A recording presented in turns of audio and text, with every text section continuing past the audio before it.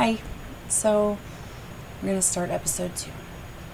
Stephen Avery is now back home, but for 18 years he sat in prison for a sexual assault he did not commit. Avery says he forgives the woman for accusing him of the crime, but will never forgive Manitowoc County law enforcement. The second episode of Making a Murderer attempts to establish Stephen Avery's $36 million civil lawsuit against Manitowoc County as a potential motive for sheriff's deputies to frame him for the murder of Teresa Halbach.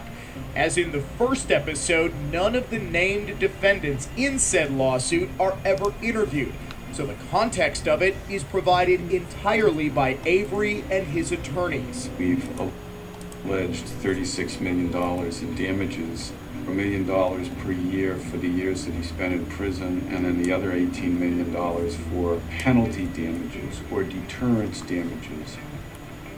From Stephen's perspective, it couldn't have had less to do with what the numbers were.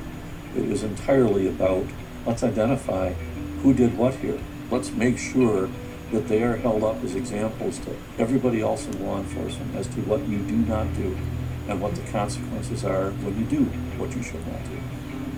What we're really talking about is accountability. Trying to prevent another family broken so it don't happen again. Avery is presented as a humble crusader for justice who didn't care about money, only helping others.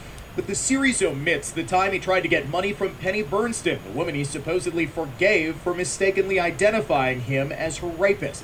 She wrote a first-person essay for the Marshall Project explaining the incident. A few months after I met Steve, he left a message for me, so I called him and he was kind of beating around the bush. He was telling me how he didn't have any money and he couldn't get a job and he was living on his parents' property and it wasn't going well and he wanted to get his own place to live and it would be really nice to have a house. I finally came out and said, "Steve, are you asking me to buy you a house?" And he said yes. I said, "That's not possible. We probably should not be talking to each other. I will be deposed in your civil suit." He was cordial, he wasn't abusive or anything, it was just clear he wanted money from me. I called Job Services and passed that along to his attorney, but I don't know if he ever followed up with that. Okay. Imagine you are in prison 18 years. You don't know what to do, and you've got all these people who still, just like the sheriff said, and some of the police officers, like the sketch artist said, they don't really believe that he was innocent. They don't really believe. They believe, for some reason, that he got away with it. So, there are still people in town, also. And I know that for sure because I've been there. And I've met a lot of those people. Well, some of those people. And I've also talked to them online. A lot of people never did really believe that he was innocent. They think he got away with it. So he was still being judged. He was still being looked at like a criminal. I can only imagine that could be hard on somebody to try to get back on their feet. He's got nothing. And not really sure where to turn, I guess, for help. I don't see anything wrong with asking, in some sort of a way, can you help me out? When you consider that she's got her own business with her husband and doing well, maybe she could help him out. Maybe she could do something to help him. I don't think he was trying to get a lot of money from her, millions of dollars or anything crazy. Just a little trailer to throw on the property or something. They're not that much. Anything. I don't see anything wrong with that. Hey, help me out. I know he knows she feels bad, and she probably said something to him. That she wished that she could do something because she felt terrible. And sometimes people actually take that literally and they will ask for help if you kind of offer. So, anyway, I don't think that's weird. I don't think that's shady. I think that's, okay to do. He asked, and she said she couldn't do it, and he left her alone about it. Not a big deal. That doesn't sound like a man who just wants law enforcement to pay for setting him up. It sounds like a man who wants to be paid. Naturally, this exchange isn't mentioned in Making a Murderer, as it portrays Avery as somewhat less sympathetic. Still, his lawsuit clearly had merit. The Manitowoc County Sheriff's Department was grossly negligent in the way it investigated Bernston's rape. Attorney General Peg Lautenschlager, though, did not find evidence of criminal wrongdoing. The series makes no mention of the fact that Lautenschlager is a Democrat who ran a very liberal Justice Department that was very concerned with issues of restorative and social justice. In other words, it may reasonably be presumed that were there any actionable evidence that an entire sheriff's department conspired to frame an innocent man instead of being, as the Justice Department found, staggeringly incompetent, Lautenschlager would have been inclined to prosecute or at least issue a reprimand. Remember, from the day that he was released in 2003 until Teresa Halbach's vehicle was found on his property in November of 2005, Avery was something of a folk hero in Wisconsin. Lautenschlager's boss, Governor Jim Doyle, himself a former attorney general who would have jumped at the chance to expose corruption in law enforcement, met and posed for pictures with him. As the series notes, the state legislature named a package of criminal justice reforms after him and allowed for a $450,000 compensatory payment to him. Okay, I'm just going to pause. This representative who he's talking about that would have jumped at the chance to expose, misconduct in law enforcement and whatever, then why didn't he? I mean, it was obvious that it happened. This was very clear just by watching the depositions. Also, pretty important to notice the timing of Teresa's murder. The two officers, Lincoln Colburn, obviously, who were just deposed just before she came up missing and murdered, were just about to be added to the named defendants on that lawsuit. From what I understand, the insurance would not cover that sort of thing. So these people are going to be on the hook for that money. The county, people's pensions, people's retirements, people's wages, maybe, I don't know. They would have been in trouble, not to mention their reputations and possibly their jobs been on the line for this. So it was a big deal. And there's the investigation and they came up with no wrongdoing. What is that shit? There was so much wrong with that, obviously. And he really was just about to win that case. It just wasn't finished. But anyway, here we go. Although the Manitowoc Sheriff's Department was not held criminally liable, the basis of Avery's lawsuit is that it intentionally deprived him of his civil rights. What we learn is that while Stephen Avery is sitting in prison now for a decade, a telephone call comes in to the Manitowoc County Sheriff's Department from another law enforcement agency, which at least one of the officers involved in that process believes to be the Brown County Sheriff's Department, saying that they had someone in custody who said that he had committed an assault in Manitowoc, and an assault for which somebody was currently in prison. Manitowoc County Sergeant Andrew Colburn took the call but never filed a report or apparently followed up, and the Sheriff's Department maintained the belief that they had their man, Stephen Avery. This is just as much evidence of extreme negligence as it is of a supposed conspiracy to keep Avery in prison. As such, it should have been investigated further, and the Justice Department clearly should have at the very least reprimanded the Sheriff's Department, if not sanctioned it for its ineptitude. However, this phone call also raises a very interesting question. Why didn't anyone at the Brown County Sheriff's Department pursue an investigation into Gregory Allen's claims? If it was immediately clear that Allen was specifically talking about the Bernston rape, and the Manitowoc Sheriff's Department refused to investigate, why didn't anyone in Brown County ask the Justice Department or another local law enforcement agency to investigate? Why didn't anyone contact Avery or his attorney? Okay. That is a good point. Very good question. Some of the things that you say I actually do agree with. That is one of them. Why didn't they? I have no idea. Just, seems like trying to cover each other's asses. I don't know why they would do that. I don't know why they would not look into that. But this next part is good because, Colburn obviously did file a report. It just happened to be like 8 years later, the day after Stephen was finally released from prison. Doing nothing about that call. I get it. I understand. I'm saying, well, we'll get to that because I know he's about to go over that after this next clip. Got that call is named Colburn.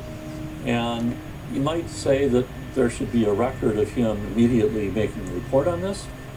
There might be a record of his immediately contacting a supervising officer. There might be a record of him contacting a detective who handles sexual assault cases. There might be some record of it. But if you thought any of those things, you'd be wrong, because there isn't any record. In 1995, 1996, 1997, 1998, 1999, 2000, 2001, 2002, 2003. Now, 2003 is a year that has meaning because that's when Stephen Avery got out. And the day he got out, or the day after, that's when Colburn decides to contact his superior officer named Link. And Link tells him to write a report. And they then go have contact with the sheriff. One could very easily view this not as evidence of the beginnings of a widespread and powerful conspiracy, but rather of three relatively dopey law enforcement officers having an oh crap moment and hastily trying to make up for their own negligence. Is that wrong? Of course it is. Did they deserve to be punished for it? Without question, they did.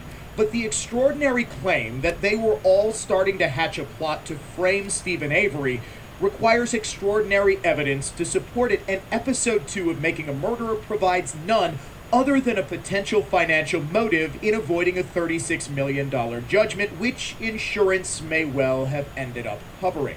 Avery's attorneys imply that the county's insurance would not have covered damages in a case of intentional deprivation of civil rights, but this is not entirely certain. In fact, it may have had to cover it. We were just on the absolute edge of getting ready to go after the named defendants in the case with depositions when I get a call from Walt, who tells me that he has gotten a call from a journalist asking if either of us would care to comment on the apparent intersection in life between Stephen Avery and a woman who has gone missing in the Manitowoc area, whom we later learned to be Teresa Halbach. In the series, much is made about the fact that the depositions began just days before Halbach went missing, as though somehow the timing wasn't a coincidence and the deputies suddenly had a reason to put their plan to frame Avery into action. This relies on a logical fallacy known as post hoc ergo propter hoc. After this, therefore, because of this, wherein it's assumed that simply because Halbach went missing the same month that Manitowoc County Sheriff's employees were being deposed, those depositions caused Halbach to go missing, as the employees somehow had a hand in getting her car and the cremains of her body onto Avery's property.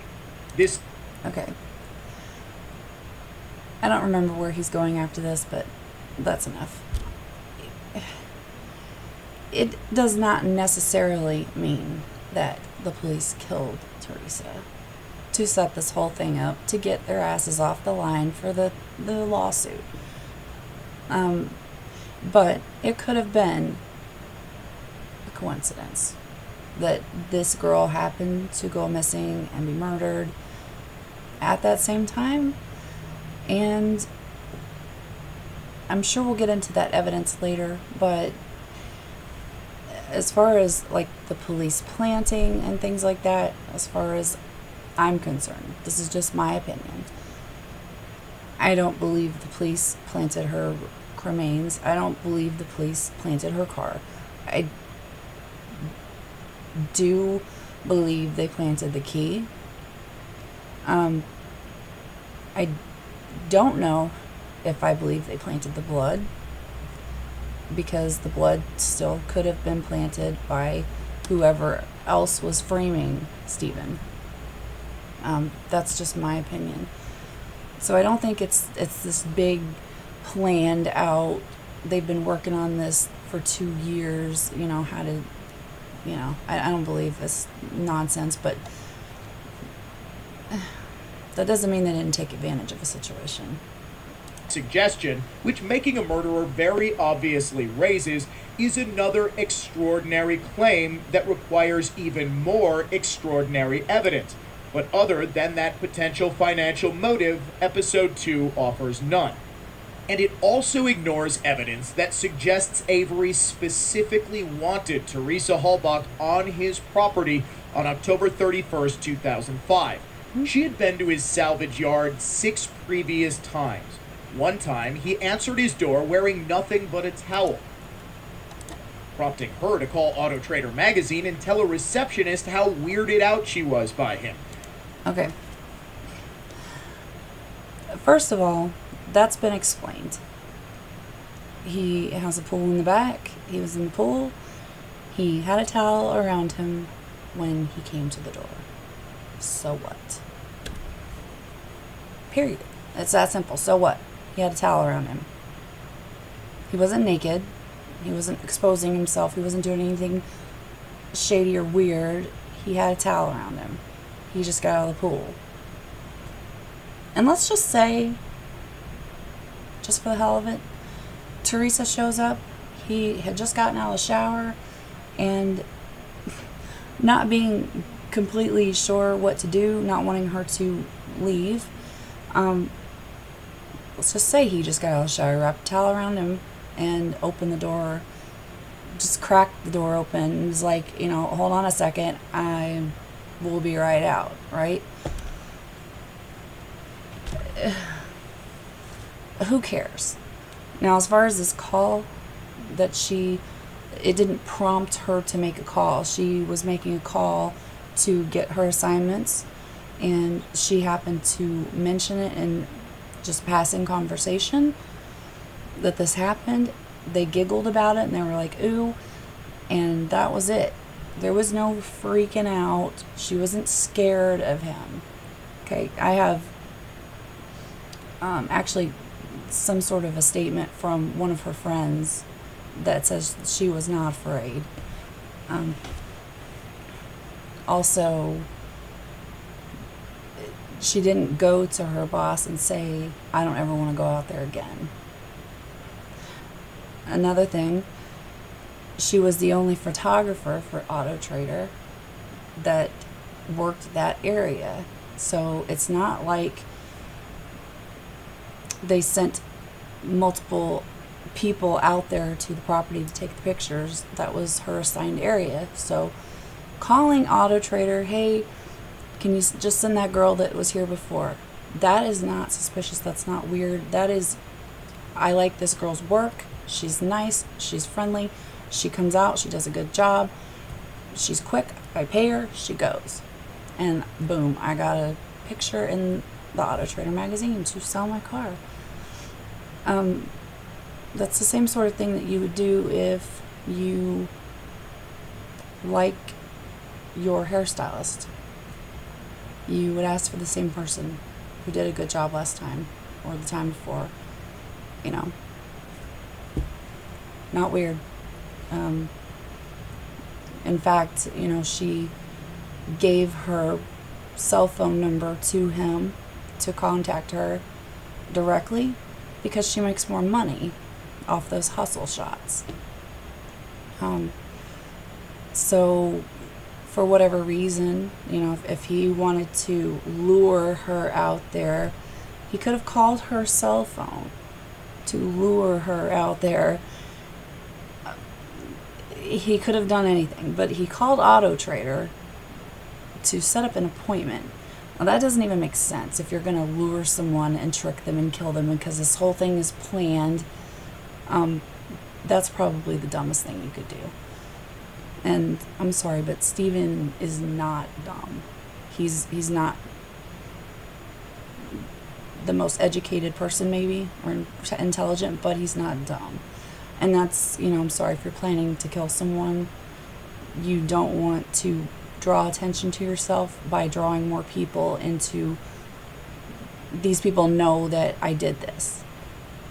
So that's just ridiculous. I'm sorry that she wasn't lured out there. She wasn't scared of him.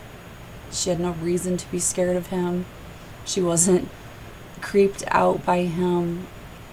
They had what she said basically was a funny little incident with the towel. And so what? Anyway. She told her boss that she never wanted to go back to Stephen Avery's property again. No. But on October 31st, she did. Because Avery called Auto Trader to specifically request her. In addition, phone records show that Avery called Halbach's cell phone from his 3 times on the 31st, twice using star 67 to conceal his phone number. Okay, we're going to talk about star 67 really quick, because I believe Steven has also addressed this. From what I read, from what I understand, that he has said, is that he used star 67 in like 80% of his calls that he made. And that's just a guess. And like I said in the last video, that would make perfect sense if you are trying to conceal your identity from people who you are not sure are going to still hold that rape conviction against you. You don't want them having your number. So until you're comfortable enough to know, so what? I remember having, when Star 67 came out back then, back in the day, and using it all the time just for fun because you can just mess with people. But he had actually a legitimate reason to use it, so that's not weird at all. Wouldn't logic dictate that if he really was just calling her to set up a photography session, he would want her to see who was calling her? Wouldn't he want her to know that it was him calling? But he didn't. Because he wasn't really just calling to set up a photography session. Okay. Yes, he was. And that's exactly what happened. He called to make the appointment. They told him that it would possibly be today if we can get the photographer if the photographer's got enough time to come out, we'll get her out there. But if not, it'll be next Monday. So he's calling her to see if she's gonna come, see if she's going to be there, and see if what time. From what I understand, she did answer her phone on one of the calls that he made to her, and then he called her back a little later because she was running late. Not a big deal. Again, not a big deal to call somebody, hey, you still come in, because he works, okay? From what he says, he works every day during the week from, early in the morning until late at night. He's working out in the yard, so he had to not be working to go back to his house to meet her. He told everybody about this. He told his family, I've got to go meet the lady from Auto Trader, So, he wasn't hiding it from anybody.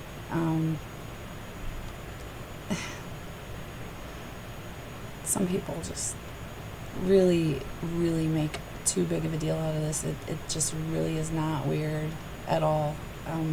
Every bit of this can be logically explained. But anyway, here we go. He specifically wanted that girl who had been to his place before. The one he had previously creeped out by wearing nothing but a towel in front of her. He wanted that girl.